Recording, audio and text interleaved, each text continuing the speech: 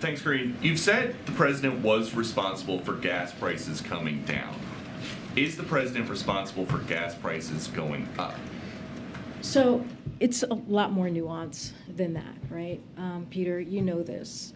There have been global challenges that we have all dealt with. When I say all, meaning other countries as well, have dealt with since the pandemic. There's been pandemic and there's been Putin's war. And Putin's war has increase gas prices at the pump. We have seen that over the past several months. And what the president was able to do, he took some historic steps when you think about the Strategic Petroleum Reserve and making sure that we were able to do everything that we can to bring that cost down for American families, give them a little bit more of a breathing room. And we saw that. We saw that every day this summer, saving American families over $1 per gallon.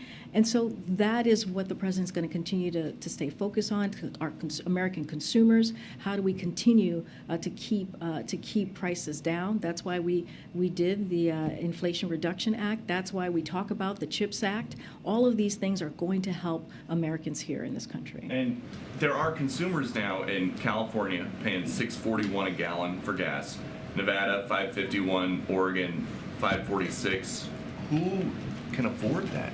And we understand that. That's why the president worked so hard the past several months to make sure that he did everything we can to bring gas prices down. We have seen fastest. I know you're pulling out a couple of areas across the country, and I get that, and we understand that there's more work to do. We have never said we were done here. We have always been very clear that there is more work to do, but we have seen, the reality is we have seen the fastest decline in gasoline prices in over a decade. That's because of what this president has done. And again, prices going down by more than $1 per gallon. And these are real savings. You're talking about $100 per month in savings for an average family with 2 cars. When the president went to Saudi Arabia, he said, I'm doing all I can to increase the supply for the United States of America, which I expect to happen. What happened? So I want to be very clear, and we have said that, you know, his trip to the Middle East was not about oil. It was about America's position in the Middle East and consultation with 12 leaders from across the region on a range of issues similar to his summits in Asia or the Americas, and later this year with African leaders.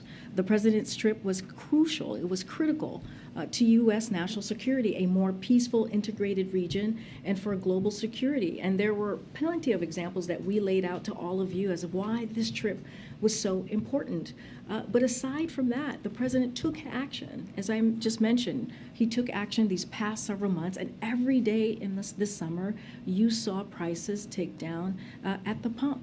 But we didn't just stop there. We saw legislative actions, historic actions that the president took to make sure that we're continuing to create jobs in America. We're continuing to lower prices. So there are multiple actions that this president has taken.